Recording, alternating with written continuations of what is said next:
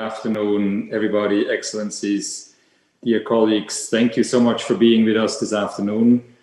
I hope you're all fine, you and your families, despite the recent developments, which are not so encouraging for those who are around here or anywhere, tuning in from anywhere around the world.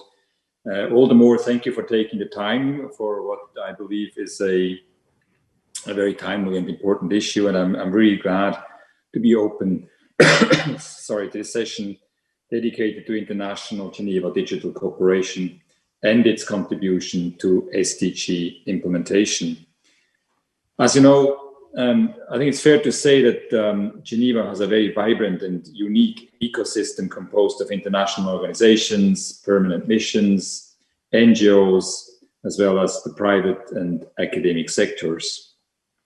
I'm confident that this community will contribute substantially to identifying, but also fulfilling some of the most pressing data demands of the 2030 agenda. The Swiss Ministry of Foreign Affairs and the Geneva Internet Platform have launched a dialogue series in cooperation with 8 Geneva-based organizations. The series aimed at enhancing international Geneva's contribution to the UN World Data Forum. We divided the discussions into 4 phases, which reflect the life cycle of data.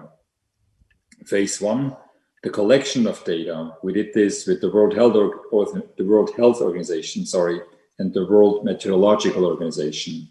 Phase 2, the protection of data with the World Intellectual Property Organization and the International Committee of the Red Cross. 3, the sharing of data with the International Trade Center and European Organization for Nuclear Research, better known under CERN. And finally, last week, the use of data with the International Telecommunications Union and the World Economic Forum. I'm delighted to have these organizations represented in today's panel that will be open very soon. The cross-sectoral dialogues allowed us to highlight a range of options for effective digital cooperation on the normative, the cooperative, and the creative side. I would like to recall a few key aspects that came through in these dialogues. On the normative side, participants identified a need to develop common conceptual principles and operational standards for data governance across different organizations to foster digital cooperation. It also appeared that international organizations which work with sensitive personal data require better data protection, as a breach of such data can have life-threatening consequences. In addition, diplomatic immunity of their data should be explicitly confirmed. On the cooperative side, data sharing is caring, so to speak. The cooperation policy-based organizations have demonstrated the benefit for all through data sharing. The invention of the World Wide Web at the CERN is probably a good example for that. It is therefore highly desirable to put the public interest first when it comes to the design and implementation of data policies. Finally, on the creative side, creative and practical tools are needed for actual digital cooperation between organizations and individuals. 2 ideas were discussed in our dialogues. First, a so-called sandbox, a digital sandbox, which provides an experimental space where cross-sectoral data cooperation can be initiated, and a UN data one-stop shop, a place where citizens, states, and companies can have easy access to a wide range of decentralized data sets. In the second part of our discussion today, we will have an opportunity to present to you an initial concretization of these 2 ideas that I just mentioned. I'm confident that today's session will continue to enrich international Geneva's contributions towards the UN World Data Forum that will take place next year. I have now the pleasure to give the floor to my colleague and friend, Professor Jovan Kurbalia, the founding director of DiploFoundation and the head of the Geneva Internet Platform. Jovan, over to you. Thank you, Ambassador Lauber. Thank you, Jürg. Secretary General, Director General, dear colleagues, it's a really great honor and pleasure to address today's closing session of our journey. And this metaphor of the road to Bern and journey is very powerful. And it has been also a proper metaphor to describe what we have been discovering over the last 8 months. On this journey, we had general direction in which we have been moving. We had the signposts, SDGs, Agenda 2030. But in this process, we have been discovering many elements, at least myself personally, but I guess other colleagues in this process, are new things and new roads. And one of the first messages is that road to Bern or road to inclusive data cooperation has many venues. There are many, many roads. And this is the first conclusion over our experience over the last eight months. On that journey, we discovered quite a few hidden digital gems in Geneva. We know, obviously, importance of CERN, of WMO, but we also discovered how powerful is the CERN's data processing facilities, which are one of the most powerful in the world. We also discovered that WMO, World Meteorological Organization, is an organization which is coordinating one of the most diverse data collection networks worldwide. And organization by organization, department by department, we have been discovering both existing projects and also potentials for the new projects. Obviously, COVID-19 came more or less at the time when we were starting our journey in February, and we had to focus on data in the context of the pandemic crisis. And WHO excelled in this process of creating partnership, opening data sources, and discovering new ideas. Now, what has been underlying spirit of this process is to move to the concrete projects and ideas. There is a bit of fatigue, general fatigue of just highlighting that data is oil or blood of modern society. People are waiting for more concrete solutions. And COVID-19 and pandemic crisis forced us to act faster and to put this whole process, this journey, on steroids. And as you know, there are so many interesting initiatives and developments in this field trying to discover pattern of the overall crisis and pattern in the search for solutions. On this journey, we also realized that data sharing is far beyond technological issues. There is a need for legal solution. Ambassador Lauber mentioned the question of immunities for some organizations. There is also need for incentives. Countries, companies, citizens are realizing that data is an asset.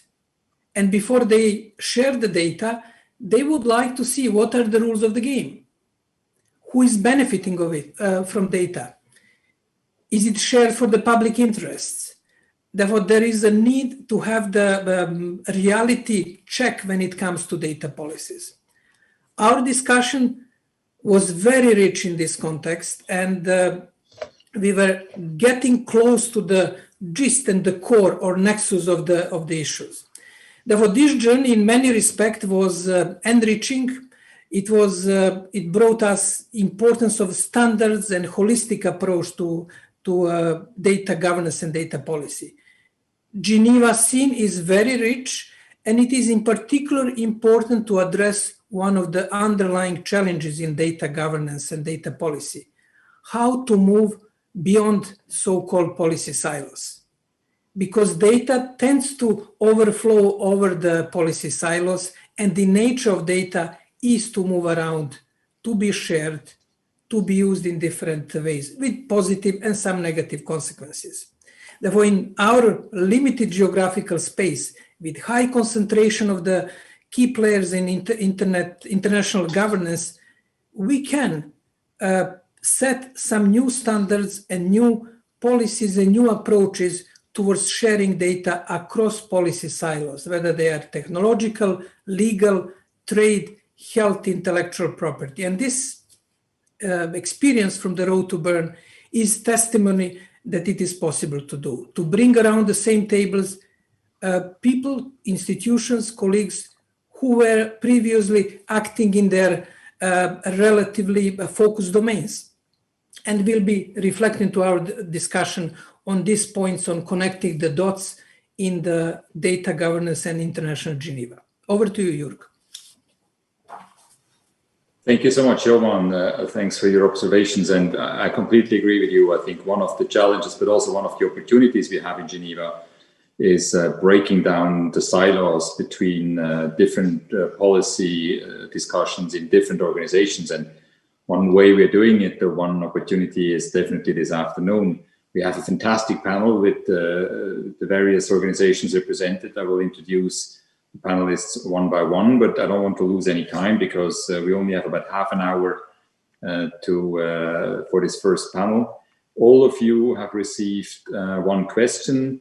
What are your expectations from the UN World Data Forum 2021, and how can International Geneva contribute to it? That's a question we put to all of you, and then I have a specific question to each one of you. And we start with Samira Asma, the Assistant Director General from the Division of Data, Analytics and Delivery for Impact from the World Health Organization. The additional question I would like to ask to you is, in WHO's view, what do you believe to be the biggest challenge to develop principles and standards for data collection across different organizations? Samira, over to you. Thank you very much for being with us this afternoon. Thank you. Thank you so much, Ambassador. First of all, I would like to begin by thanking my colleagues from the UN Statistics Division for designing the agenda for this forum so relevant to the current crisis. COVID-19 is changing our perspectives on partnership to not only track, but accelerate progress towards the SDGs. And the road to Bern, as you already mentioned, has been instrumental in bringing together all the Geneva-based partners to discover cross-sectoral solutions that are mutually reinforcing to our collective and individual missions. So I want to thank the Swiss government for conceptualizing the Road to Bern Creative Dialogue series, WHO had the privilege to take part in the first dialogue with, as you said, World Meteorological Organization. And this pairing really sparked ideas on how we can further use our comparative advantages to overcome the challenges to make data timely, reliable, and actionable. I was most impressed with the weather forecasting and the ability to share data openly. And we can draw parallels from the WMO's work to address and prepare for the health emergencies and the impact of climate change on health. Meaningful partnerships have the ability to close many gaps we are facing. If we don't partner, we will not be able to do that at the speed that is expected. And the other point I want to make is that we already have a significant financing gap to meet the SDGs, and COVID is costing us losses to the tune of anywhere from $8.3 to $8.5 trillion. We will never have all the resources we need to address the gaps. Therefore, we must not only work harder, but I think smarter. And by smarter, I mean work in close collaboration with all our partners. Every partner represented in the World Data Forum has a huge potential for making an impact. And imagine when we bring the partners together with a unified vision, which is the spirit of SDGs, to connect us all so we can have measurable impact in the lives of people we serve and the planet where we live. So I want to walk us through the WHO's interest where health connects us all. And we already know this very well. And COVID has indeed made it real and palpable. There are 59 health-related SDG indicators, and health boosts all 17 SDGs. The recent prediction for the world to meet SDGs based on the past trends is not 2030, but now the predictions are that we might meet SDGs by 2094. This is shocking. Do we really want to wait 64 more years to realize the progress? It is inevitable that we will face another epidemic or a pandemic, and we must be prepared for it. And it is not ambitious to expect that by 2021, Geneva-based UN partners could establish a shared mechanism to collect, analyze, communicate, and use data while keeping countries at the center, with a special focus on supporting the least developed countries and the small island developing states. As the custodian for the health-related SDGs, WHO is embracing partnerships under the leadership of Dr. Tedros to fast-track solutions and deliver impact. Drawing lessons from the way good transportation infrastructure shortens the path from point A to point B, WHO, along with partners, is developing a new World Health Data Hub that we hope will shorten the path from data collection to predictions and to actionable insights. In other words, the road to 2021 needs to become a highway without speed limits. I would like to thank all members of this panel and the organizations with whom WHO already had a long-standing partnership, with WMO on using satellite data, with CERN on using AI and solutions for healthcare, and with ITU on using mobile technology for population health surveillance. ITC's role is also very important in promoting policy solutions that impact health will be critical to assess the direct and indirect impact of COVID. Let us take lessons learned from COVID to accelerate progress rather than allow it to throw us even further back. One of these lessons is the importance of formidable and sustainable partnerships to realize WHO's triple billion targets on population health, universal health coverage, and health emergencies. In WHO's view, what do you believe to be the biggest challenge you mentioned is to develop principles and standards. It is extremely important. And the global experience with COVID has really forced us to do that. And one thing that we have observed is, as we are tracking COVID impact, many countries are unable to report accurately, even as simple as deaths, which are tragic due to COVID. This is because lack of investments in the civil registration and vital statistics, as Dr. Tedros also in his opening remarks today highlighted the need for bringing partnerships together and investing in sustained support to countries for civil registration and vital statistics. WHO has institutionalized since our first meeting with WMO to fast-track data principles, and we have 5 data principles. One is to treat data as a public good. I really like what you said, data sharing is caring. Uphold member states' trust in data. Support strengthening countries' data and health information system, vitally important. And be a responsible data steward and fill public health data gaps.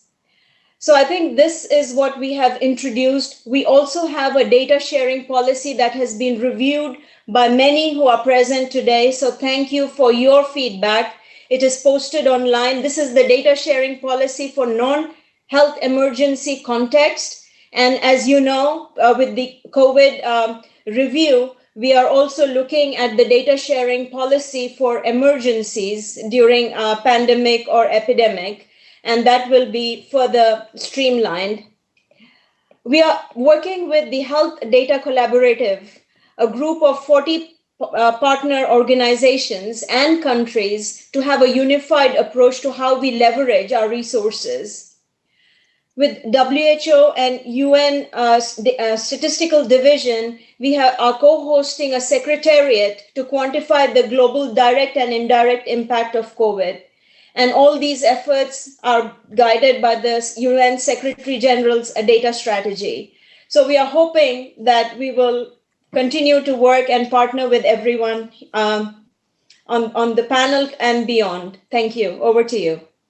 Thank you so much, Samira. Thanks. I like the idea of a highway instead of a road. Speed limits, we'll see about that. The next panelist is the Secretary General, of the World Meteorological Organization, Petri Talas. Thank you very much, sir, also for devoting some time to this afternoon. This event, we have one additional question for the WMO. How is your organization developing data policies to be inclusive of different types of data? Over to you, sir. Thank you, Mr. Ambassador, and thanks for the invitation to join this event. And I think that this is very good for the visibility of International Geneva. And I have often been using the phrase that the political headquarters of UN is placed in New York, but the brains of UN, they are placed in Geneva. And also this data issue is something that we are very much dealing with. From WMO side, you might consider us as grandfathers of big data. We established the first global network of meteorological stations already in 1781. It was called the Palatina Society of Meteorological Network, and it consisted of 39 stations in North America and Europe. Our ancestor International Meteorological Organization was established in 1873 to set standards for the global observing systems, and once the telegraph was established by ITU, we were able to start exchanging data, and that's what we have done since then. Today we are able to stack any data storage or supercomputer with our three-dimensional data, which consists of meteorological, hydrological, climate, ocean, air quality, and greenhouse gas data. And we are monitoring them from ground base stations, from satellites, balloon-borne instruments, radars, vessels, and aircraft. And we have been setting standards for those observations. That ensures that the quality is known worldwide, and we can trust the data coming from any of our member countries. We have just finalized our historical reform of WMO, where we have started thinking of Earth system instead of thinking of separate weather, climate, water, ocean issues, but we have them now under one umbrella. And we have also followed that example at the Secretariat structures. We are also dealing with the model data. So once we, for example, forecast weather or make climate scenarios, that's model data, and these weather services, hydrological services, and so forth, they are provided by these models. And we are running 13 global centers, which are placed in different parts of the world, and we use supercomputers for those calculations. And those data sets are very, very big, and we have means to deal with big data. We are just in a process to provide the next IPCC report. We are the host organization and the founding father of IPCC, and IPCC is providing scenarios, for example, for the coming 100 years, so what's going to happen to the climate, and we have more than 60 centers worldwide who are just calculating future climate, and they will be published. They are also the backbone of the forthcoming IPCC sixth assessment report. What have we learned by dealing with big data at WMO? First of all, we are very much promoting free and open access to data and products. So that's our core business. And even during the days of Cold War, we were exchanging data freely between the Soviet bloc and the Western bloc. And these data sets, we are promoting free data access, and we have shown that the free access to data is enhancing the value of such data dramatically. For example, in my home country, in Finland, we conducted a study whether what is the economic value of free data policy, and it was shown that it was 20 times the sum that we were earning by selling the data. And one of our members, Hungary, just decided to follow also such an example, and they're convinced that free access to data is economically very viable. We have also data challenges. Some of our members, 193 members, they have difficulties in running their observing stations and delivering their data for global use, and we have especially such countries in Africa and Pacific island states. We are just preparing a major data conference which will be hosted by WMO in mid-November, and it's of course going to be a virtual conference, and we will discuss how to enhance the availability of the data. The data gaps are having negative impact on the quality of weather forecasts in those regions. And then if you look at this longer term forecast for several days, they are also having negative impact on the forecast quality for this longer forecast globally. So also here in Switzerland, for example, the long term forecast for several days they are poor because of the gaps in Africa and Pacific islands. And we are also discussing how to deal with so-called essential data, which is important for this kind of safety business. And when we established the WMO Resolution 40, which deals with free data access, we didn't have all of the current data sets available. For example, weather radar data didn't exist, and our desire is to promote the free exchange of weather radar data and several other data sets. Then we have decided to open our doors for private sector, and we have growing amount of private sector data providers, and for example in USA there are satellite data sets which are run by private sector, and we have to deal with data policies there, and it's important that also those data sets are made available globally, and we have to deal with the data policies. So this data conference that we are hosting in November will make some recommendations, and we will have an extra WMO Congress with 193 members next year, and they are supposed to decide and make the follow-up of those recommendations. So we are very active we have been very active in data business, and we are happy to do so also in the future, and we are also happy to promote the visibility of WMO as an intellectual hub of United Nations. With these words, the grandfather of big data is pleased to join this event, and I will thank for the opportunity to address you. Thank you.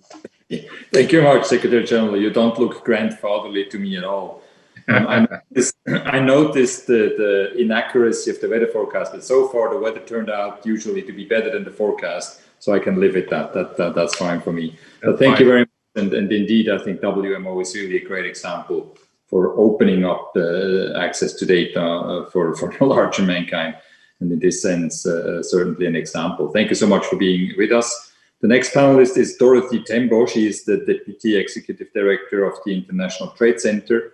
Our additional question to you would be, based on the cross-sectoral dialogues recently held, the ones I mentioned, what can ITC recommend to foster digital cooperation within the UN ecosystem around data? Dorothy, over to you. Thank you for being here. Thank you very much, Ambassador, and a very good afternoon to everyone. It's indeed a pleasure on my side to be able to join you once again, having had the initial round of discussions. And I wanted to share with you perhaps 5, 6 quick points that we have drawn, not only from the conversations, but also in terms of some of the ideas that we have as we proceed going forward. And I couldn't agree more that what we need to do is to see how best we can concretize all the ideas that we have had from the different series of dialogue that we've had into very specific actions going forward that indeed, from our perspective, are ones that not only enhance the policy engagement or the policy decision making, but also ones that make it much easier for those that we work with in the countries to be able to utilize, and they also can be able to make their own decisions. I think the first point I wanted to say is we have gained a lot of insight from and knowledge from the process. I think a lot has already been spoken to, and I will not get into the details of that in the interest of time. But together with CERN and IT and ourselves, as you had heard earlier on, we had hosted the third dialogue, which focused on sharing data. And here there were a number of ideas that were generated as part of that conversation, which to me are an illustration of what issues are really confronting us in this context and where perhaps we should focus our actions going forward. From the discussions, it was very clear to us that there is a need for us to foster greater digital cooperation within the UN ecosystem around data. And around here, we had a number of issues that were highlighted, which we also agree with. One is the development of common principles. Second is enhancement of the exchanges. And by so doing that, we are also addressing the aspects that relate to increasing awareness. The insurance of data security and privacy protection was one aspect that we spoke to at length in the context of our discussions. And finally, the investment in developing capacities for data collection and processing. So these were the issues that were really, we saw as lessons learned or really issues that are arising out of the engagement that we had in that specific forum. The third point I wanted to speak to is the aspect that was raised earlier on, which is that we are indeed in challenging times that demand that there is this shift towards the digital side of things. And it has been evidenced, I think, from our work particularly with the private sector, that we had to ensure that we found solutions that would enable them to continue being able to do their work and indeed be able to produce and be able to transact. So the digital side has become extremely important, in particular in terms of facilitating trade. I think we are living in a data world. I know there was that reference to that, but it's also very clear to us from the exchanges that we've had that the data is being used to facilitate many facets of our lives. We, however, do not have a coherent approach towards the data, a coherent approach towards the data that is required that will subsequently support the progression towards the Sustainable Development Goals. This was one of the key observations as well. For us, for instance, small and medium enterprises are often struggling to get access to the vital information to help them grow and to tap into the international market. I think the point being, it's not that there's a lack of information. The information is there, or the data is there. I think what we just need to do is to make sure that we find the best way to make it accessible, consistent, and indeed transformed into user-friendly intelligence. The final point is, what is it that ITC can bring to the table? As an agency that focuses its mandate on supporting the competitiveness of small and medium enterprises, our primary focus has been trying to ensure that we support overcoming information barriers through dedicated tools that provide companies with trade and market intelligence. And for us, data is not just about numbers, but it is also the data products, such as the trade map, the market access map, that have enabled a lot of the countries to be in a position to be informed, but in being informed that they are also making the necessary accompanying decisions. Added to that, I just wanted to highlight that we also have our SME Trade Academy that has provided more than courses to more than 200,000 learners. So this is a bit of what we can bring to the table. I believe there's scope for us to broaden this, and we continue working on that in collaboration, obviously, with others, which brings me to my fifth point, which is the complementarity that was spoken to. I think a lot of us have good data, but very specific to our own areas, but to me, beautifully complementing each other. And what we need to do is to ensure that we try to work together in a very collective way, to partner in a way that creates greater synergies to have greater impact. And my final point is one that speaks to the Geneva Data Cooperation Sandbox, which to me, I believe is a very, very useful experiment. And we applaud the efforts that have been made to have this outcome.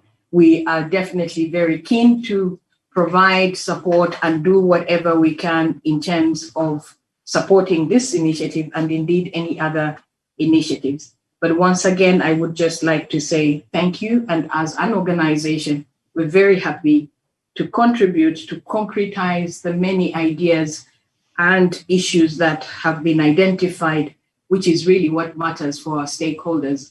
It will come to nothing if we have all this data and we are not able to concretize it in a way that it's actively used or efficiently used. A very, very final point I wanted to mention, which was coming out of all the conversations that we've been having as part of this, is that internally it has also triggered a process that has made us re-examine ourselves and how we manage our data internally. And we realize that in the context of what we do, we have perhaps been operating in silos. What we have subsequently done as senior management is to invest funding this year and next year to try and put in place a very systematic way of data management. Thank you very much.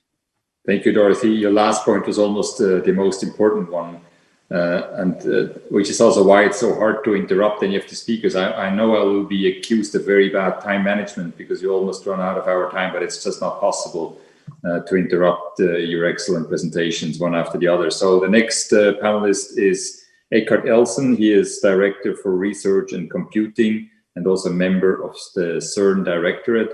Our additional question to the CERN is, if you take into account your experience as a successful example, what is needed to encourage public and private actors to follow open data policies rather than holding on to individual data resources? Eckhart, the floor is yours. Yeah, thank you, Jürg, for giving me the floor. The most important aspect from the CERN point of view, but I think this is a shared view from everybody, is to advertise the concept of openness. The concept of openness is really the aspect in which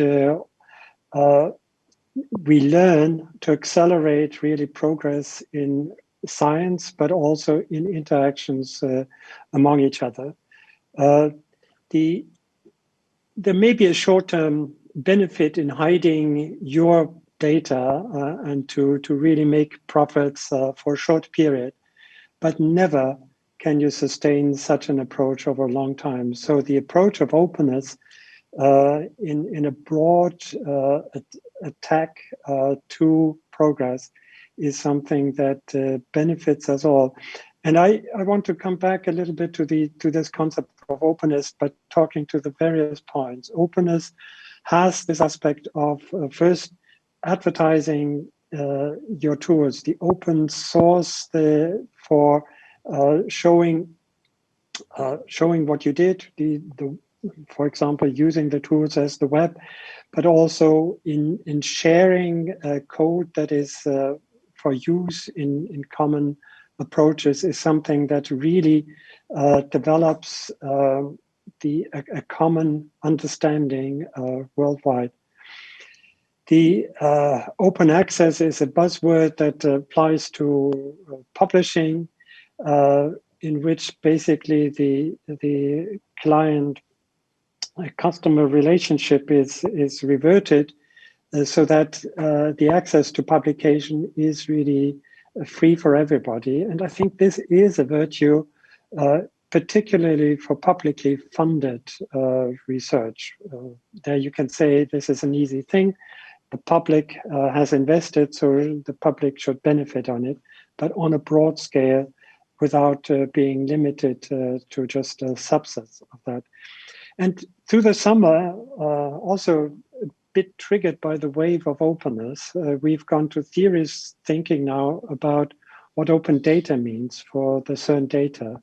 And it's of course a bit tricky, a little bit like for meteorology data. If you dump the data simply on the public, it's of no use. So what we had to do is really come up with a package of slightly aggregated data, value-added data, plus the tools to analyze the data, to see that even the person that is not directly linked to CERN, for example, my institution, to use the data. And if that comes as a package, the open data and the tools with it, you can actually have somebody who has a bright idea and thinks, oh, maybe I could use some of the real data generated at CERN or acquired in the meteorology and test my theories. You actually have somebody who moves forward without any hesitation and hurdles that otherwise would have stopped him from going down this avenue. So I think this shows a little bit the acceleration that has happened. And it was quite interesting to see the initial hesitation of eminent scientists who said, look, I've invested so much effort in putting up my instrument, then I want to really reap the benefits of this data and really publish it myself. Now, it's a tricky point. Yes, the intellectual input into that effort clearly came from that team or group of people. But on the other hand, the funding for that came from the public. And so at some point, maybe with a little bit of delay, you want to make this available and then to do the next step even faster. And over the summer, our large collaborations have gotten together and they are now concluding on a document. I alluded to that already last time we met, to hand this out as a general policy statement of what open data should actually satisfy, and then also with a prescription of how often they would release their data. And we see more of the data now appearing, quite useful for further analysis. So I think this is a stop or a big step already in the corner that we have for the data that we take at CERN. But in more general terms, now when I step back a little bit by providing tools, and last time we mentioned buzzwords like Zenodo and similar archives that allow easy access to vast amounts of data stored, we can actually make inroads in using these data jointly, which I think on the long term will help us. I should not forget to mention a very important point that we see in all our developments, namely this is in modeling data. Simulation tools become ever more complex and we need a sort of common interface to also apply these tools easily. The amounts of computing resources you need to use these tools effectively are large, and it would be good again to use the public funding to apply some of these tools more efficiently by using common standards, maybe subsets of calculations, and so on. So this is probably a too early step to advertise it broadly, but I fear it has to come because otherwise our joint world is just too complex. But the tools are available, and again, we should make this publicly usable. So you asked me the specific question of public versus private, and it's of course a very tricky question because for me the world is much simpler when we speak of the obligation that comes when you receive public funding. I think you have no way out. You have to go public and advertise the data. For private data, of course, it depends a little bit on the funding streams also behind. And of course, in this context, you need to protect the intellectual property. It's often much more helpful to use, again, the common tools, open source, to just use a buzzword, and then carve out the niche in which then the private sector excels, and clearly has an advantage for a limited period. But if it's a span of 5 years, I think this is already good business and things can build of it. If things remain closed over a longer period, I think it again impedes progress. And we have to develop such models in which a latency is actually key to making things open. It's a development that we see everywhere. When we think of the last large software houses, they built their fortunes initially on having the personal computer work and expand and with the tools we use today.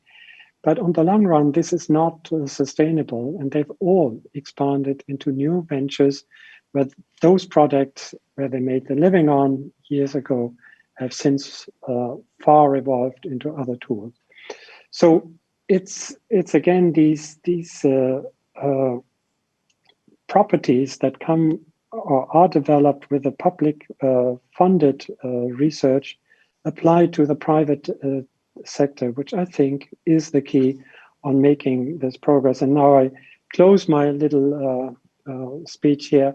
It is important that we have a fora like the one here to bring together all the interested group and emphasize again this aspect of opening. It does not help if we close the data that we have and have an advantage for short term.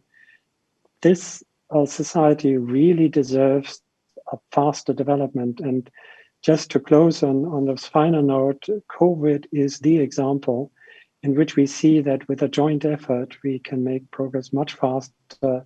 And we had examples over the summer with the Folding at Home initiative and similar initiatives where actually sharing of resources helped a lot and accelerated the pace, and hopefully with benefits for us all in the not so distant future. Thank you. Thank you so much, Eckhart. Thanks for being with us. Which brings me to the last panelist, last but certainly not least, Joe Gulin, the Secretary General of the International Telecommunication Union. In terms of grandfathers, probably the grandfather of the ITC organizations here in Geneva. The one additional question we have for you is, what does ITU consider the biggest policy challenge in regulating and dealing with different types of data? Mr. Secretary General, thanks for joining us. The floor is yours. Thank you very much, Excellency. I'm very pleased to join you at this session. After I heard from my brother, Taras, the grandfather of data, I'm a brother of grandfather. That we were together not only for family brother, but also business brother. That ICT experts supported the meteorological experts to collect the data, transmit the data, analyze the data, use data. So that from very beginning, we are very good brothers. So that I'm very pleased that we are still brothers today.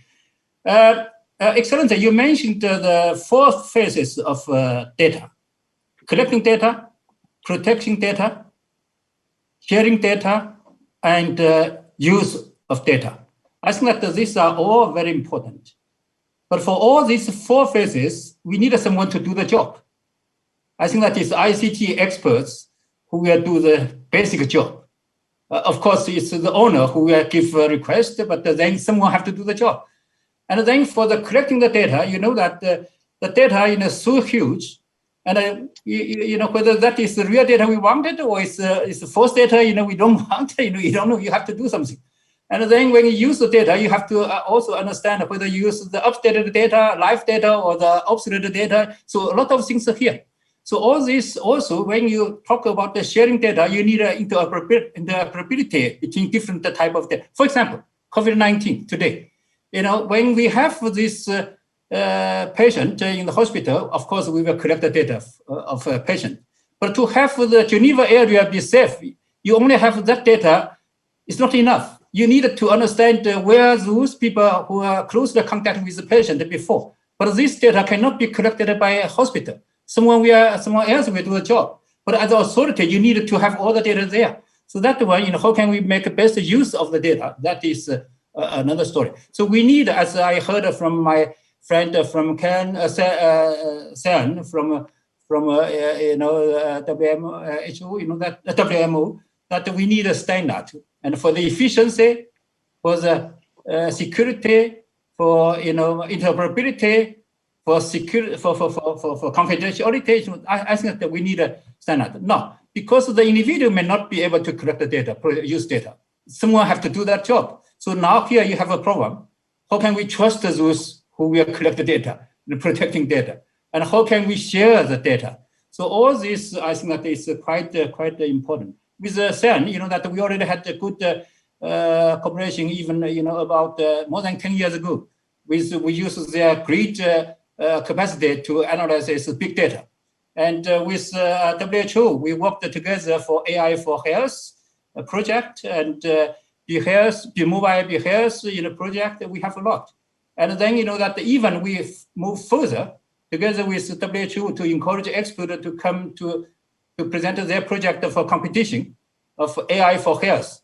And then we use open source. But these kind of things, you have to make sure that the people will give you data with confidence. It will not be misused by someone else. So that a lot of things. Now, here I see the problem. You asked me a question. The question, I think is absolutely important. And how we have, this kind of concerns be addressed properly. We need an international platform.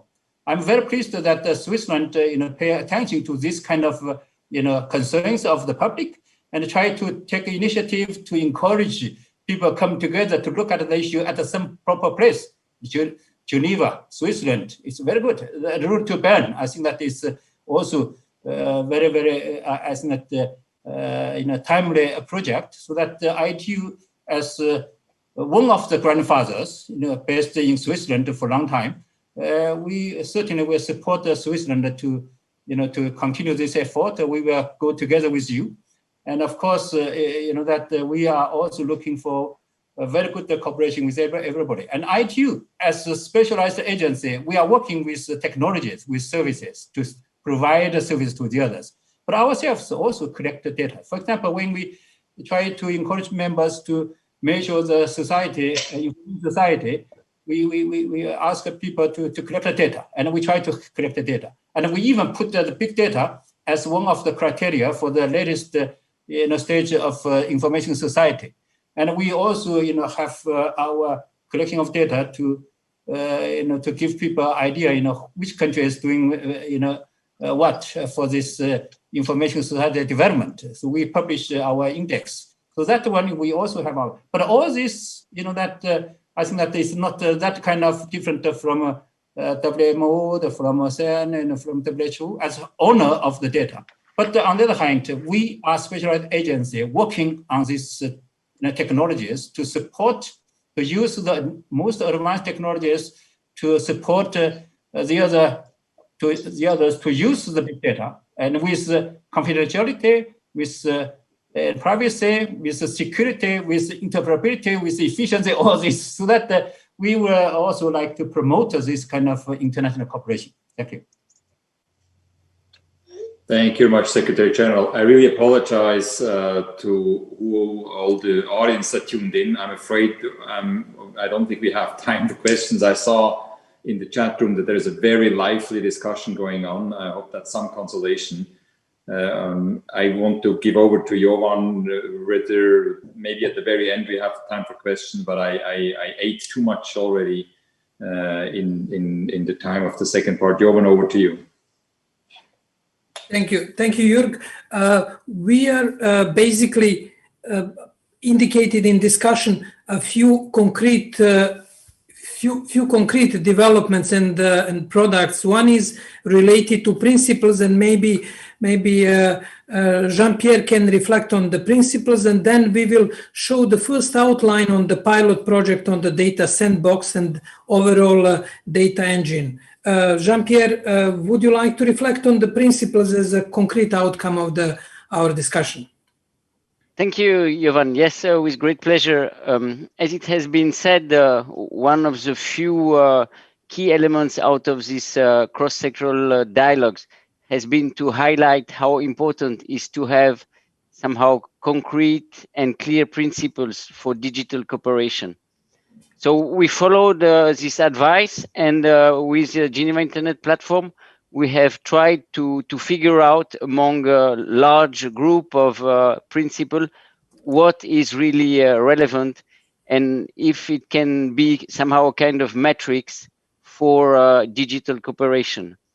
So we went through more than 50 different organizations, most of them based here in Geneva, but also beyond, be it European Union or even further with ASEAN countries. And so it appeared that all over there are quite often guidelines, principles, action plans, framework that are rather similar. So we try to put everything together and to highlight what might be the most relevant, and at the same time what is the most common. And having done it appeared that 8 principles somehow are regularly coming and they can be considered common. So this 8 principle has also been submitted to here, the Geneva-based organizations, to see how fitting it is. And it appeared that, yes, indeed, these 8 principles somehow constitute a kind of agreed or general framework that can be in mind for digital cooperation. So I'm not going to go into the details of all the principles, but I would just state the most relevant ones, these 8 ones, because of the time we have. So the first one is the purpose. It's quite clear that the processing of data should be carried out for a specific and explicit purpose. The second one is the proportionality. It means that the proportionality implies that the amount of collected data and data processing activities should not exceed the purpose. Third one, and I think this one is really important, is lawfulness. Many organizations in their data policies consider that data should be collected by lawful means and processed in a lawful and transparent manner. Fourth one is quite obvious, is fairness. Fairness means that data collection should be fair, transparent, and also very important, non-discriminatory. The fifth one, it's quite clear for all of us, is confidentiality. I'm not going to spend much time on it. The same goes for privacy. Seventh one is security. It's quite obvious as well. And the eighth one, and I think this one is really important, is accountability. The principle of accountability implies that data controllers must comply with key principles and should be held responsible or accountable for any harm caused to data or by data. Mechanism to oversee such compliance, allowing individuals to request information about their data and seek redress if data are violated, should be available. So you see, all these principles are quite fundamental. What is really interesting is to see that they are shared, that they are, you find them most of the time described in a similar manner in different organizations. So we can say that these 8 principles somehow are a common base. And as you can see, the identified principle highlight a very responsible and data right-centered approach, where transparency and accountability are key for digital cooperation. So we have been glad to highlight this principle. They are available on our different website. You have all the details behind it, where they have been collected and so on. So you can use them as a good instrument. And now Jovan will be able to present to you somehow the data collaborative instrument, what we call the Sandbox, that is based also on these principles that I just mentioned. So please, Jovan, now you have the nice role to present the instrument. Please. Thank you, Jean-Pierre.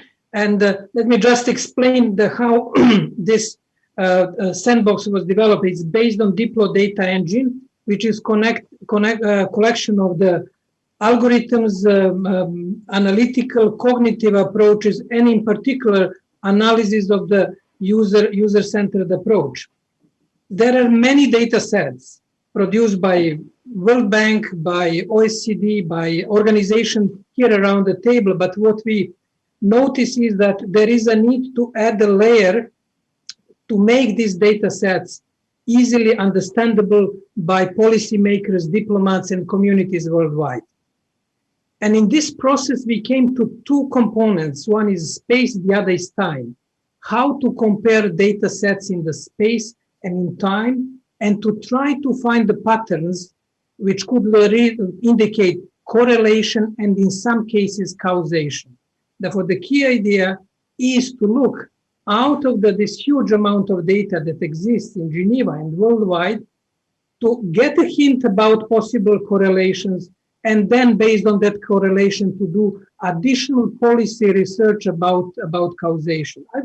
Before I do Data Sandbox, one of the outcome of our research was in the preparation for the last session of the Geneva road to Bern, there was a question how to visualize data, how to visualize comparison, for example, between major tech companies and countries. And there is a website, and you can access all of those services via Digital Watch, when you can, for example, see if the Argentina, comparing Argentina to Amazon, revenue of the Amazon to the GDP of Argentina or other countries, it's 1.6 times bigger than the revenue of Amazon. But then for some other countries, the smaller countries, there are companies, well, that always happens, which are smaller in the size. Therefore, the process itself reacted to the people's need to see, when you say that the tech companies are growing very, very strong, what does it mean in reality? What is basically how you can compare it to GDP or to other elements? And you can see now the pilot version of Sandbox, and I'm highlighting the pilot version because our team is fine-tuning it. You can play with it. You can see different data sets.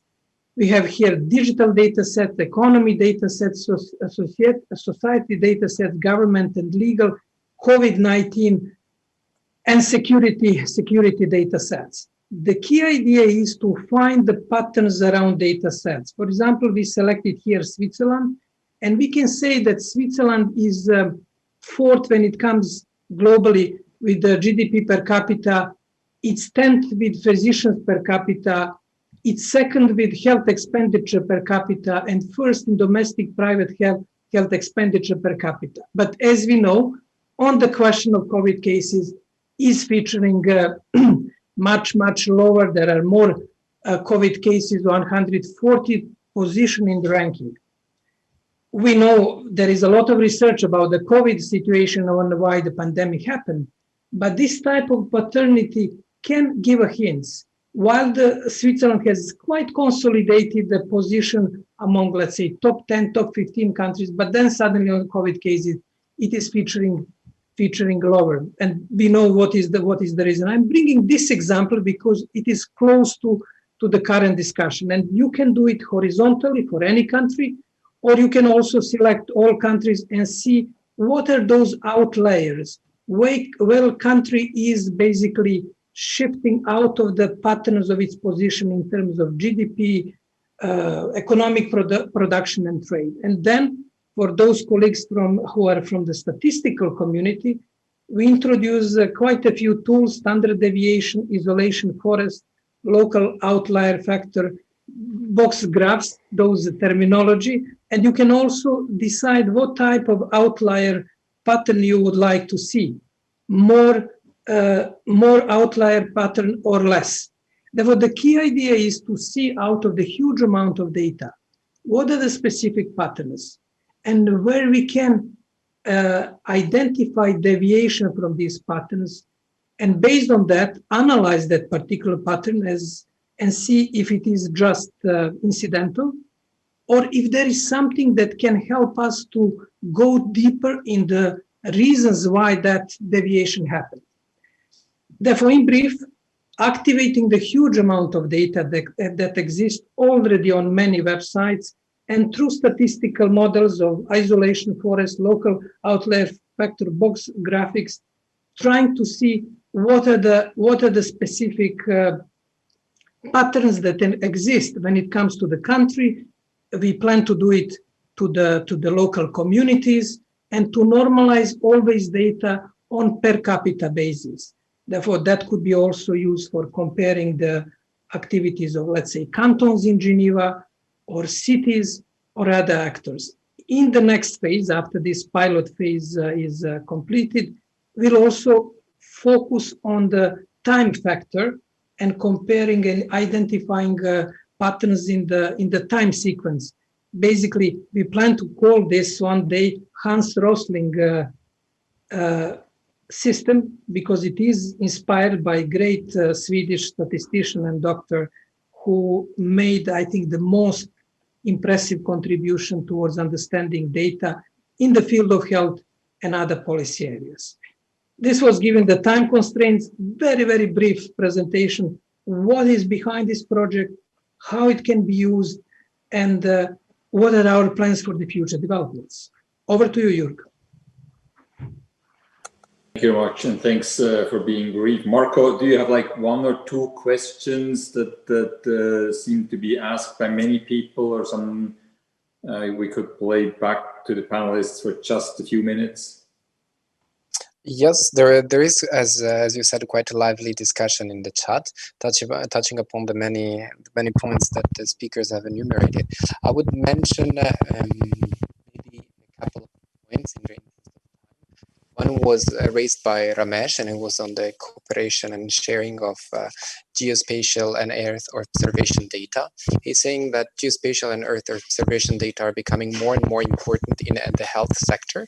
What would be the best way to facilitate access to satellite and remotely sensed data and technical trainings to those countries who do not have them at the moment? In a follow-up comment, he clarified that he's specifically talking about technical challenges and barriers to access data. Another point was also raised in the chat by Suman. She's pointing out that there are already quite a few data commons projects, such as the Open Data Cube, Data Commons, the Commons project, that offer interesting open access infrastructure tools and interfaces.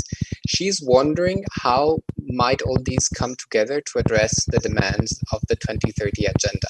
Are there any processes around data as public goods that are fostering already existing efforts? These are just a couple of comments that have emerged. Thank you, Marco. According to the plan, we only have like 6 minutes left. So what I'd like to do is I'd like to just quickly go back to the panelists, to each one of you, and see whether you have any comments to what you've heard from other panelists, the question that were asked from the audience, or the presentations by Jean-Pierre and Johan. I have to ask you to be super brief. If you don't want to take the floor, just tell me. We go on to the next. I also don't want to put you on the spot. We have a few minutes left, a wide audience from around the world, a great opportunity to address a lot of people. Samira, do you have any reactions to anything you've heard? I would like to make one remark. We have less than 10 years towards 2030. The question is, are we going to fix the data gaps of all SDGs and related indicators now, or are we going to work towards it until 2030? I think the answer is very obvious. We really have to address all the gaps, find the solutions to the problems that we are putting forward, because we have the solutions, even amongst the 5 partner organizations, Ambassador, that you've convened, we can find immense solutions here. So I think it's a complete commitment from all of us to provide, again, the timely, reliable, and actionable data now and not wait until 2030. Thank you very much. And no speed limits, I completely agree. Petri, the Secretary General from WMO, sorry, any final words for you today, from you today? Now it's come. Yes. Okay. So now you can hear me. So concerning this question that was raised, so from our side, we have been, besides sharing data freely, we have been also sharing know-how freely, and the European countries have donated satellite receiving stations to all African countries. USA has done it for the Latin American countries, and China and Japan for several Asian countries. And we are, besides sharing the data freely, we are also sharing this kind of know-how, and we have even donated satellite receiving facilities for several countries. And that was very much a question to the one that was raised in chat. Thank you. From my side, and thanks for organizing this nice event. No, thank you very much for taking the time, Secretary General. Dorothy, any comments from your side?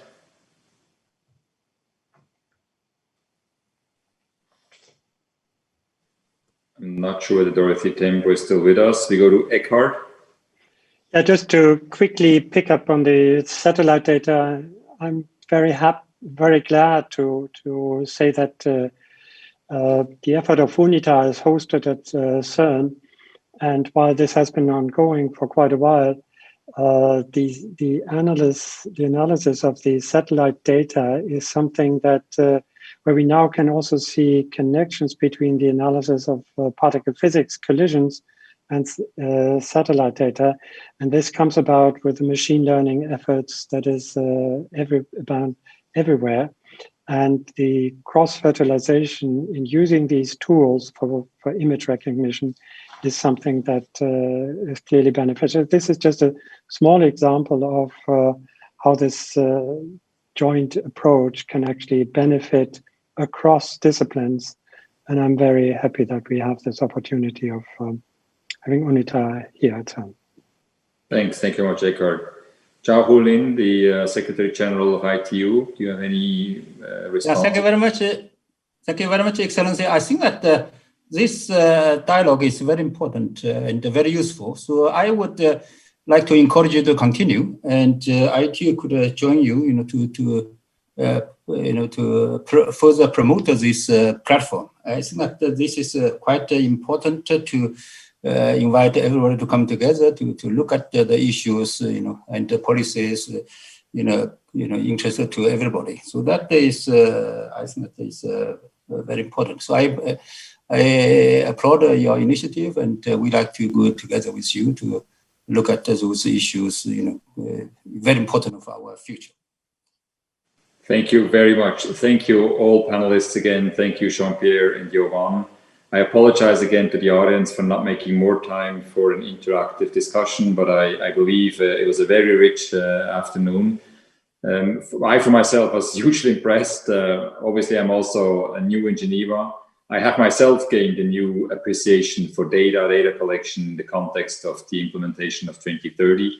I'm completely with Samira. We can't wait until 2030 until we fill the data gap. This is an effort that has to go on. I believe the upcoming World Data Forum, the Road to Bern, is an excellent opportunity. I'm excited by the enthusiasm I feel from the different organizations to bring the information to the table, to cooperate, to break down those silos Jovan mentioned.